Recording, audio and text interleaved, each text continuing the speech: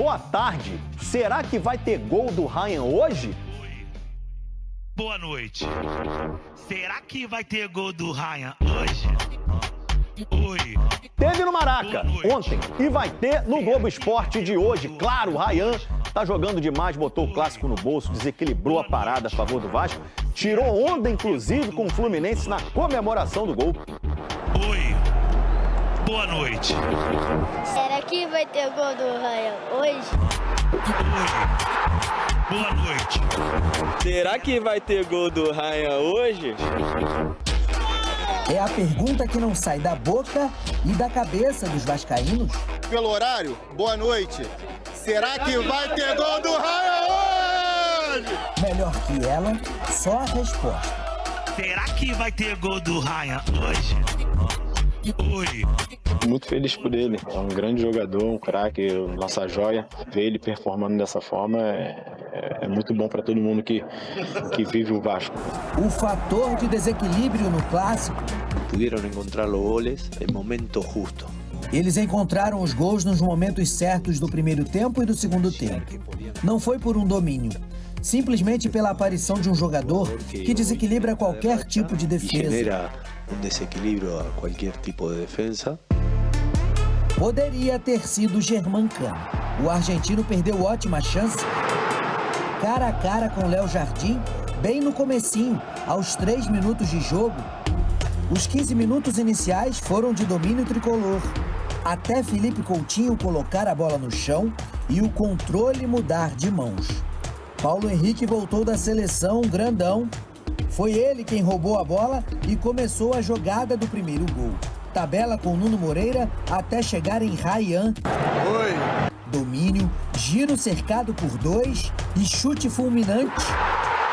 Boa noite. Será que vai ter gol do Ryan? Um clássico de quem só tem 19 anos. Boa noite.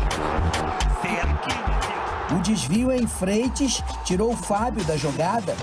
Ele é um jogador que tem que estar no radar de Copa do Mundo. O Ryan de hoje, ele tem tudo pro dia amanhã ser melhor que o de hoje, porque ele está crescendo cada vez mais. Ele é um jogador muito especial. Ryan tem um quê de moleque peladeiro, destemido e provocador. No primeiro turno, comemorou o gol do João Vitor, mostrando a letra C para a torcida do Fluminense. Dedo na ferida tricolor da terceira divisão. Dia desses, aqui mesmo no Globo Esporte, disse que fugiria de polêmica. É do jogo, mas não vou fazer de novo. Só que é mais forte que ele. 16 gols no ano, 6 nas últimas 6 partidas.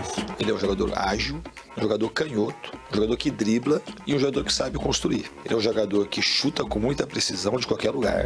Sem qualquer pudor ou porém com distância, o segundo gol começou com ele. Em mais um chute potente de fora da área, Fábio quis encaixar e espalmou mal. Andrés Gomes tentou, mas acabou travado. Nuno Moreira não desperdiçou.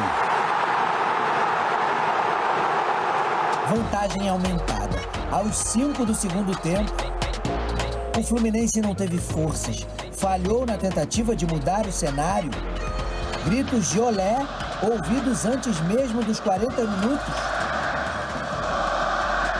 Maracanã com mais de 53 mil presentes, maioria vascaína, em festa.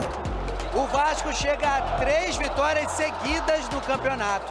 Primeira vez que o time vence um clássico carioca desde a chegada do Fernando Diniz.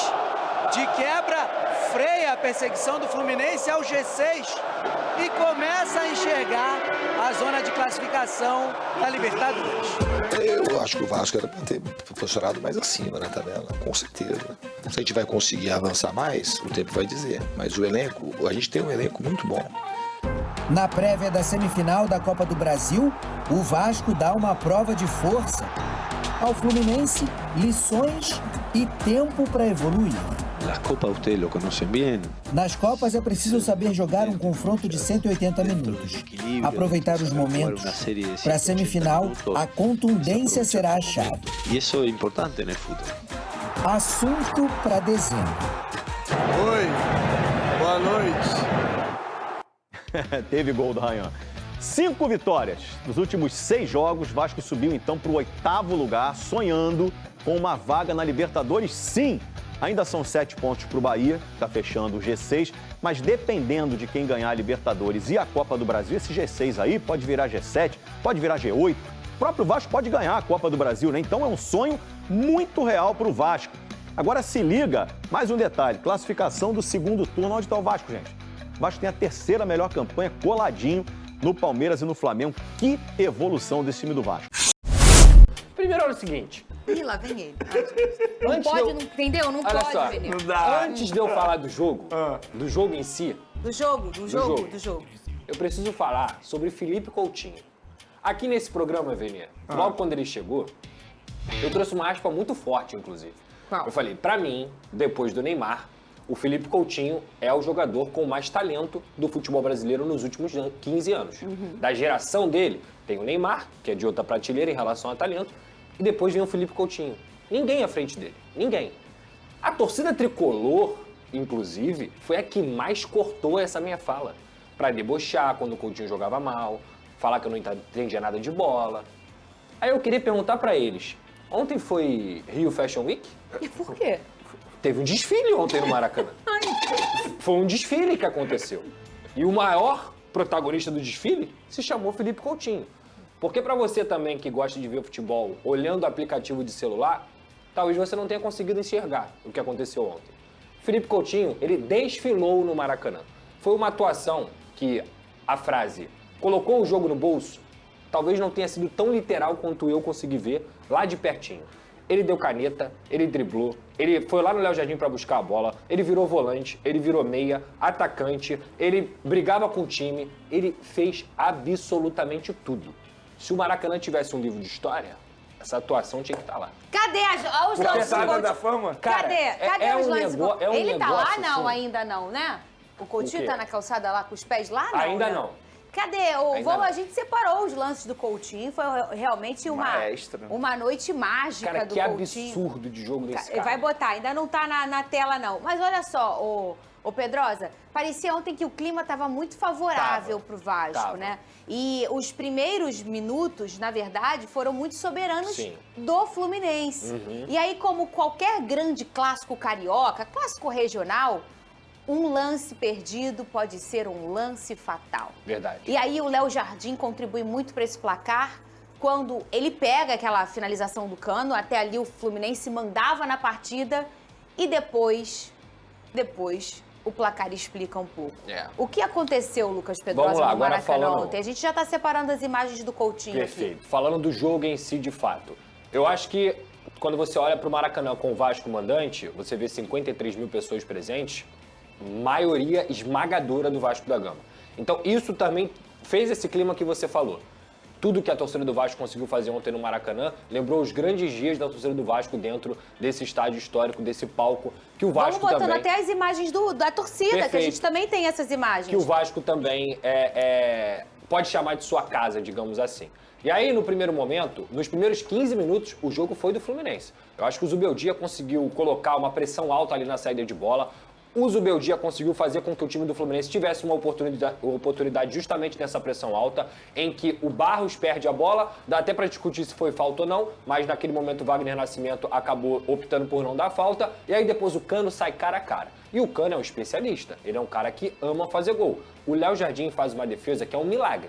Se não fosse o Léo Jardim naquele momento, tudo o que o Vasco construiu dentro da partida não iria acontecer. O jogo seria outro. E ele conseguiu fazer um milagre naquela defesa queima-roupa, cara a cara com o Germancano. A partir dali, o Fernando Diniz começou a orientar a equipe. E ele já tinha pedido pro Rayan: Rayan, sai da posição de centroavante, porque naquele momento que você tá ali entre os zagueiros, ainda mais com o Thiago Silva da vida te marcando, você vai ficar sumido. E eu preciso que você participe da construção. Nessa, o Felipe Coutinho, o Barros, entre outros, já estavam conseguindo se adaptar um pouco mais no jogo. O Barros na posição de volante, o Tietê também ontem fez uma boa partida, inclusive, e aí o Vasco começou a entrar no jogo, por quê? Porque o Coutinho desceu a linha, o Rayan começou a se deslocar e provocou o desencaixe na defesa do Fluminense. Paulo Henrique, na primeira descida que ele teve a oportunidade, criou a chance do gol, justamente com o Nuno Moreira, numa mexida que o Diniz fez durante o jogo, que ele coloca o Andrés Gomes para a esquerda e desce o Nuno lá para a direita, mais um mérito do Fernando Diniz, e aí sai o gol com o Paulo Henrique tocando para o Ryan conseguindo com toda a qualidade dele, de fato eu tô brincando aqui sobre cometa e tudo mais, mas ele é um atropelo, é um moleque muito objetivo, é um dos melhores atacantes do futebol brasileiro, hoje a seleção do Campeonato Brasileiro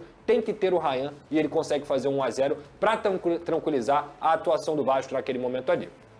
O Fluminense até teve outras oportunidades, mas de forma muito mais esporádica. E aí começa o recital do Felipe Coutinho, da dupla de zaga do Vasco da Gama, o Carlos Cuesta e o Robert Renan, que fizeram uma partida impecável. E até uma informação, os 3 jogos que o Vasco venceu por 2-0 sem tomar gol foram com a dupla Robert Renan e Cuesta. Então isso mostra como a chegada do Barros e desses 2 jogadores tornou o Vasco um time muito mais consistente. No segundo tempo, gente, foi baile. O Fluminense praticamente não jogou. E a torcida do Vasco cantou olé por quase 2 minutos. A torcida do Vasco cansou de gritar olé. Inclusive, você olha para as substituições do Fernando Diniz, são todas substituições ofensivas. Ele coloca GB, Matheus França, Verrete, ele coloca todo mundo para frente e coloca o Cocão na vaga do Tietchan porque o Tietchan cansou. Por ter corrido muito, por ter feito também uma grande partida. Então assim, cara, olha... Eu vou ser sincero pra você, o torcedor do Vasco tem todo o direito e na razão de estar animado, de estar empolgado, porque nos últimos 10 anos, vou botar aí nos últimos 10 anos, o Vasco nunca teve um time tão consistente e nunca teve um time que jogasse futebol. Não é só vencer, não é só pontuar, não é só você estar na parte de cima da tabela, o Vasco joga futebol, dá gosto de ver. O torcedor do Vasco que foi ao Maracanã ontem, ele viu um espetáculo de fato. Então isso é muito mérito do trabalho que a diretoria fez nessa segunda janela principalmente, muito mérito do trabalho do Fernando Diniz, que consegue potencializar cada atleta que ele treina, e muito mérito também desses jogadores, que conseguiram entender o que é o Vasco da Gama, a estrutura do que é o Vasco da Gama, e hoje o Vasco caminha devagarzinho, numa trajetória que ainda precisa de muito tempo, de uma longa trajetória, de um longo caminho para voltar a ser o gigante que sempre foi. Mas o fato é, se o Vasco em vários anos não esteve nesse caminho, nesse ano o Vasco está nesse caminho, de voltar a ser o Vasco. E é isso que dá orgulho ao vascaíno. E ontem 4 elementos mostram o que é muito fundamental, 4 elementos fundamentais no futebol. Primeiro é a torcida, é a festa. Isso o Vasco faz toda hora aí em São Januário ou no Maracanã. Ontem o clima estava muito favorável, porque para quem não sabe, o jogo foi no Maracanã, mas o Vasco, lá o escudo primeiro, o Vasco era o mandante dessa partida. Então levou a maioria para as arquibancadas do Maracanã. Um clima aí, um ponto favorável para o Vasco. O segundo ponto favorável, um treinador que chegou e teve tempo para encaixar e agora o time está completamente encaixado e adaptado ao seu estilo de jogo. Um terceiro ponto que é jogadores fora de série, jogadores de outras prateleiras, jogadores que fazem a diferença, pode ser nessa ordem, fazendo a diferença. Ontem o Coutinho jogou por música, o Pedrosa já ficou aqui muitos minutos falando bem do Coutinho. E aí tudo vai alimentando um clima positivo. E o quarto e último, não menos importante, uma segunda janela que faz toda a diferença na temporada. Eu falo antes desse programa, se você mexe bem na segunda janela, se você traz gente que faz a diferença, você se coloca em outro lugar na tabela.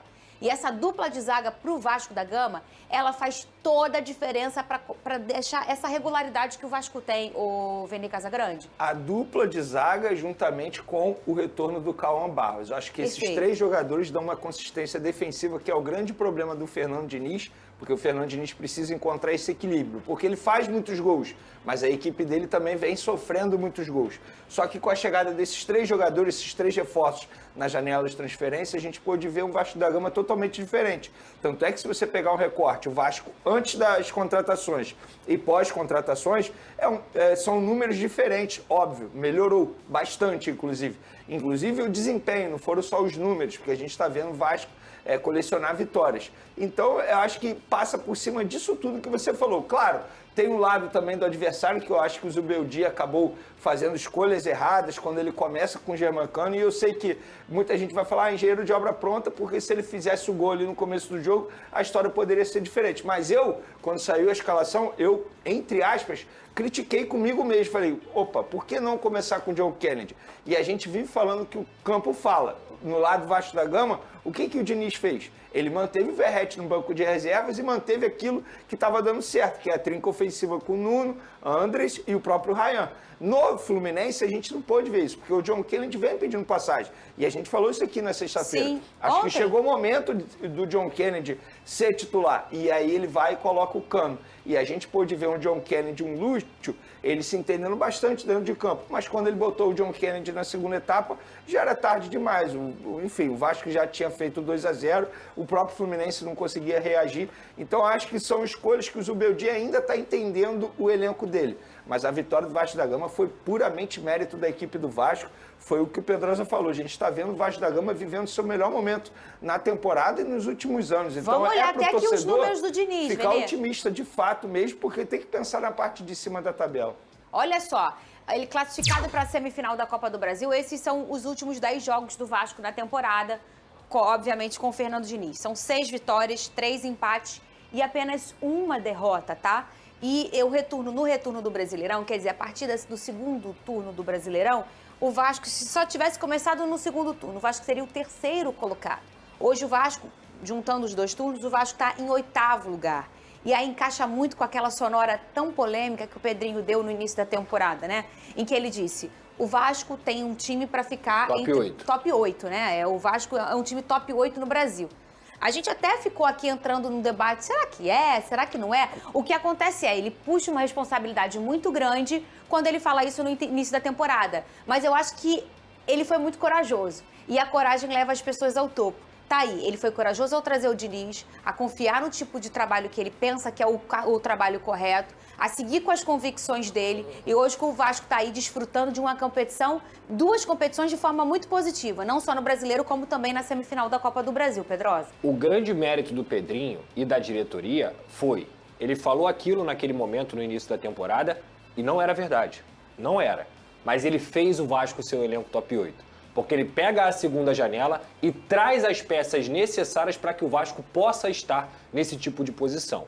Para mim, o maior mérito dele é ter conseguido se corrigir dentro do departamento de futebol, ter acreditado no Fernando Diniz, porque ele toma essa decisão e ele banca essa decisão de, é esse cara que eu acredito, é esse cara que a gente vai até o final. E o Fernando Diniz, junto com a Admar também, a diretoria do Vasco, cara, o Fernando Diniz, ele ligava para todos os reforços que o Vasco conseguiu contratar. Se não tivesse Fernando Diniz, esses caras não iriam vir jogar no Vasco. Isso tem que ser deixado claro. Claro, o Robert Renan é um grande exemplo, que toda hora o Diniz ligava pra ele. Robert Renan é um jogador, gente, que tem nível pra estar na primeira prateleira do futebol europeu. O Matheus França falou isso. O Matheus França é a mesma coisa. O Carlos Andrés Gomes, ele veio pra cá por quê? Porque o Diniz usa o argumento, tá vendo o Arias? Eu fiz o Arias ir pra seleção colombiana. Você quer isso também? Quero. E ele veio pra cá. Entre outros que eu poderia citar aqui, o Carlos Cuesta, a mesma coisa. Então, assim, o Fernando Diniz, ele é o grande ponto de virada do Vasco da Gama. Mas sem a anuência, sem o suporte do Pedrinho e da diretoria, isso jamais aconteceria. Porque teve um momento de oscilação e, com razão, a torcida do Vasco reclamava, porque não conseguia vencer. Estava vendo novamente a questão do desespero do Z4 batendo a porta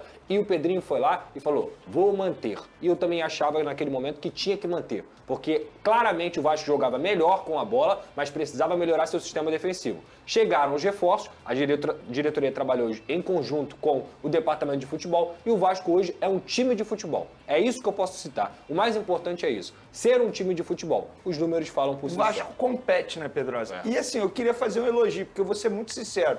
Se o Admar Lopes entrar ali na porta, alguém vai saber quem é ele? Não. Eu vou. Não, eu também vou, porque eu sei, porque eu vi foto e tal, não sei o quê. Nosso telespectador, né? Exatamente. O que eu tô querendo dizer é o seguinte, é um cara que trabalha em silêncio. E é tipo de perfil de dirigente que eu curto bastante. É um cara que não gosta de aparecer, ou seja, ele põe o trabalho dele à frente de tudo. Você vê que ele não aparece nas câmeras, a gente não vê a entrevista do Admar, o cara trabalha em silêncio. Isso pra mim é um elogio. E ele fez uma janela de transferência muito boa, óbvio, juntamente com essas pessoas que o Pedrosa mencionou. O presidente Pedrinho, a participação do Fernando Diniz, mas eu acho que com a chegada do Admar Lopes, eu vi uma diretoria diferente no mercado. E quando eu falo diferente é nas contratações e também nas saídas, porque tiveram saídas importantes. Saídas essas que deram um alívio na folha salarial. Então fico elogio ao Admar Lopes, que é um cara que pouco aparece na frente das câmeras, mas nos bastidores, pelo visto, vem trabalhando bastante. E tem uma outra coisa que a gente falou de tantos elementos que trouxeram o Vasco até aqui, que é a torcida. não só aquela torcida que está em todos os jogos, faz uma festa bonita como fez ontem no Maracanã, ou Lucas Pedrosa, que foi uma festa bem bonita. Espetáculo. Não só a torcida que está sempre apoiando o Vasco, não importa onde o Vasco estiver, mas também a torcida que às vezes larga um hatezinho. Sim. Porque o hate, gente, ele é um pouquinho... Não tô falando da internet, não. Tô falando desse negócio de torcida. É importante, como para toda situação política na vida, ter a situação e a oposição. Sem um ou outro, nada consegue evoluir. Sim. Porque se eu tô à frente de uma coisa e eu só consigo, obviamente, achar que as escolhas que eu fiz, porque se eu escolhi, eu acho que eu tô certa. As escolhas que eu fiz, elas estão certas, se não tem ninguém para falar assim, ó, não tá legal, não. Eu não vou refletir, eu não vou mudar, eu não vou sair do lugar comum. Que foi exatamente o que aconteceu, por exemplo, na fala do Pedrinho e quando começa o Fernando Diniz e que a torcida fica, não tá legal, não tá bacana, não é por aí, a gente quer a gente precisa de zaga, a defesa não tá legal. E o Pedrinho, que é um cara extremamente crítico e inteligente, olhou a situação e foi correr atrás. Sim. Que, obviamente, ele também tinha... obviamente, o olhar de entender que não estava bacana. Então, tudo isso forma uma fórmula perfeita para você evoluir na temporada, Pedrosa. Fernanda. Essa vontade, essa competição de vencer, de melhorar, né? Há quanto tempo o Vasco tá na lama? Há muito tempo. O torcedor que viu o Vasco lá na 17ª colocação, se ele não puder reclamar, acabou. Não vai ser mais clube grande, Verdade. não vai ser mais clube gigante. Então a torcida ela tem toda a razão de reclamar. É lógico que existem exageros e muita gente passa dos limites nessa reclamação. Perfeito. Muita gente passa dos limites. Perfeito. Que graças a Deus nunca foi o nosso caso aqui. Claro. Agora, a correção de rota ela precisou acontecer e a diretoria foi humilde o suficiente para olhar e falar assim, cara, não tá legal. E mesmo numa situação difícil de questão financeira, as negociações do Vasco, a maioria delas foi por empréstimo. Foi por empréstimo, o Vasco não gastou dinheiro. O dinheiro que o Vasco gastou é um dinheiro irrisório para o que se pede o futebol hoje, em relação a grandes investimentos. Então, assim, eu acho que, novamente, é uma sinergia mesmo. A torcida estava coberta de razão em cobrar, a diretoria precisava melhorar, precisava acertar alguns pontos. A chegada do Diniz e ele conseguindo também formar e trazer o senso de pertencimento a esses jogadores, que às vezes eu via uma batalha muito individual. Era um Verratti tentando fazer isso acontecer, era um Coutinho quando chegou tentando fazer isso acontecer, e o grupo não entendia o que era estar no Vasco da Gama. Sim, o privilégio verdade. e a vitrine que é o Vasco da Gama. Eu acho que o Fernando Diniz trouxe isso para esses verdade, caras. Pedrosa. E a base do Vasco da Gama, mais uma vez, salvando o Vasco. Com o Barros, com o Ryan, com o GB.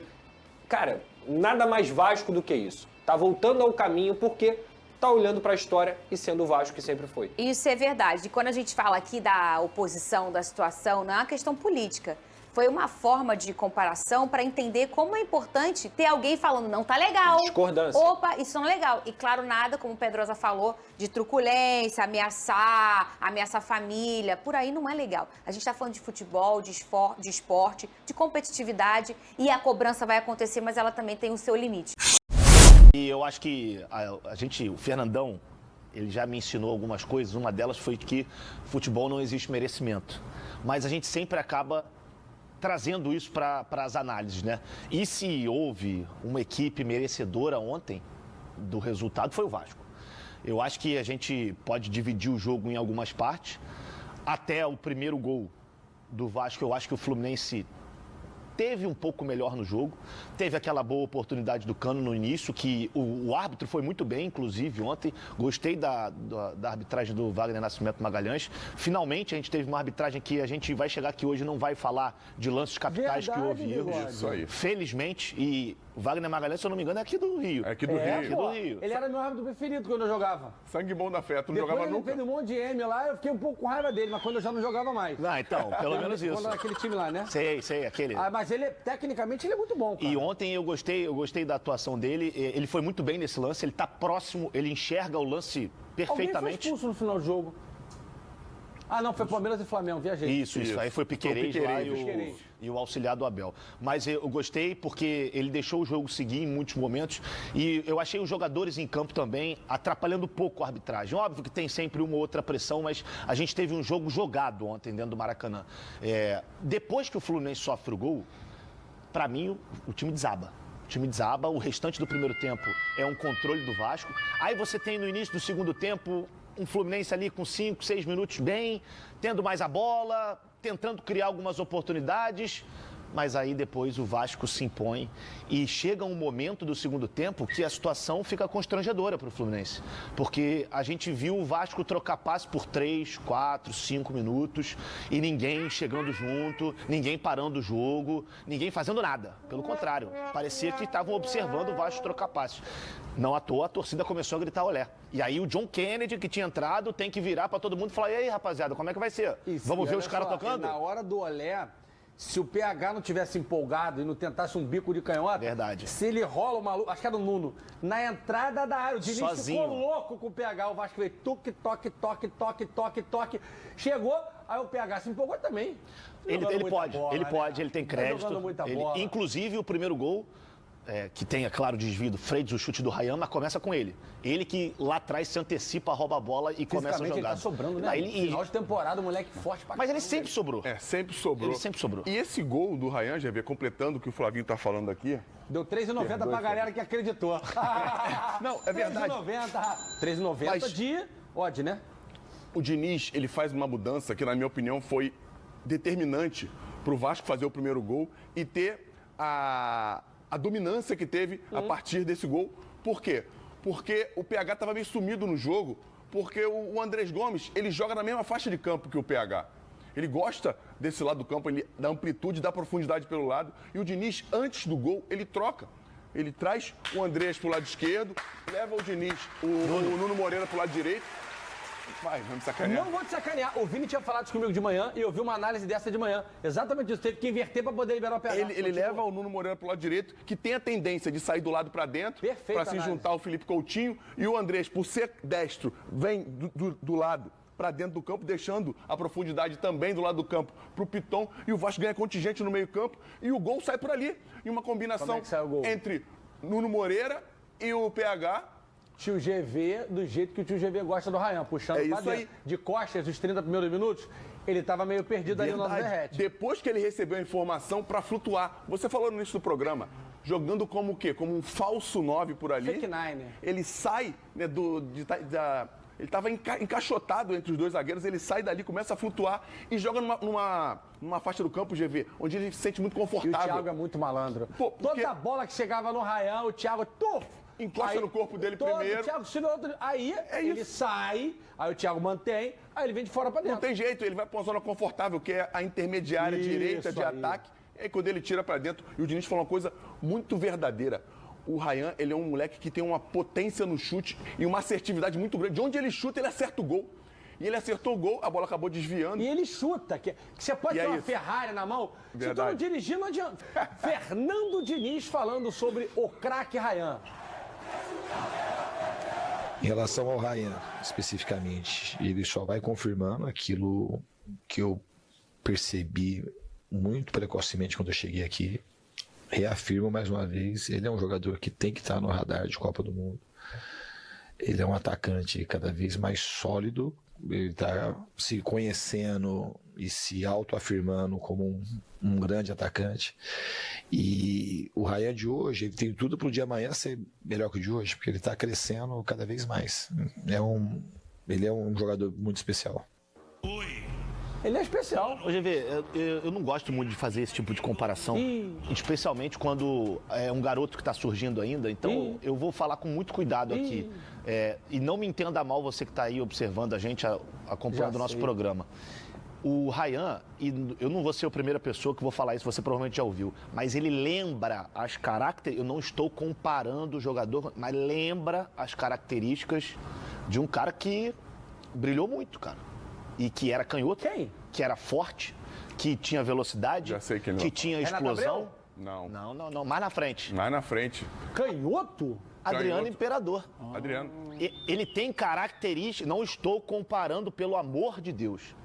Cada um é cada um tem a sua história, o Ryan vai escrever a história dele, o Adriano já escreveu. Mas a perna canhota, afiada, chute potente, forte, grande, explosão, físico, velocidade. Lembra muito. Se vai acontecer, ele vai alcançar o que o Adriano alcançou, se vai ultrapassar, o tempo vai dizer. Mas depende também da venda dele. Pra onde ele vai? Pra onde ele vai? De dinheiro. Mas vem, fala aí, Saturno, sei lá, da Rússia, esse time aí, não Netuno, pode. sei lá, da Rússia. Sabe? Ele tem que ir pra grande centro. Grande centro europeu. A Arábia Saudita é muito dinheiro, a gente talvez fosse. Mas, pô, tem proposta do Porto e o Arsenal... Não, no Porto ele pega o campeonato português e bota no bolso. Porto não. No Porto ele faz 200 gols no Se é pra ir pro Porto, fica aqui. Hoje aí já melhora. Portugal sempre foi uma ponte para os grandes centros. Isso é fato, né? Eles têm dinheiro. Aqui o Brasil não tinha um nível financeiro tão alto, diferente do que a gente vê hoje em algumas equipes. Não sei se é tão interessante essa ponte ser feita. GV, o Ryan é um moleque que tem muito, mas muito potencial. O Diniz falou isso na coletiva com relação ao que ele tem feito e com relação ao que ele pode amadurecer e produzir.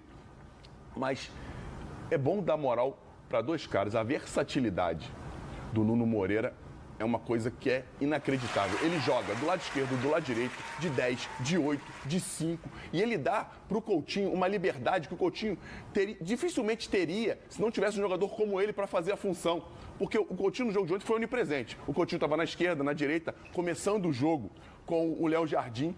E o Coutinho só tem essa liberdade porque o Nuno Moreira consegue, dentro dos setores, fazer uma função que seria o lugar do Felipe Coutinho. E esse moleque merece muito ter feito esse gol de ontem, mesmo eu não gostando dessa palavra, porque todo mundo treina, todo mundo trabalha. Acaba que alguns fazem muito mais para vencer do que outros, estando num momento melhor, numa parte física melhor, num dia mental melhor. E o Nuno Moreira, parabéns, moleque. Você Eu vou dar parabéns para a zaga do Vasco também, que vinha tomando porrada torta direita. Não esses aí, né? Robert Renan bem demais e o... Carlos Cuesta. E o Cuesta muito bem também. Cara, o menino lá, o volante do América, menino? Barros. O Barros bem demais. Cara, assim... Tietê jogou bem. Assim, o Tietê muito bem. Keno também num jogo ontem que, pelo amor de Deus, coitado do Keno. O Keno gosta dele, mas ontem... Tentou, mas não deu. O Barros, cara, tinha hora... Você falou o Barros enchendo... Onde a bola aí, o Barros estava em cima... Enfim... Muita recuperação física. A defesa do Vasco com relação ao Cuesta, o próprio Robert Renan... O Fluminense não teve chance na frente de tocar 3 bolas. Não. E o Robert Renan, que a gente fala muito só da parte técnica dele, mas fisicamente também ele entrega muito. Se é Vasco, tá na colina.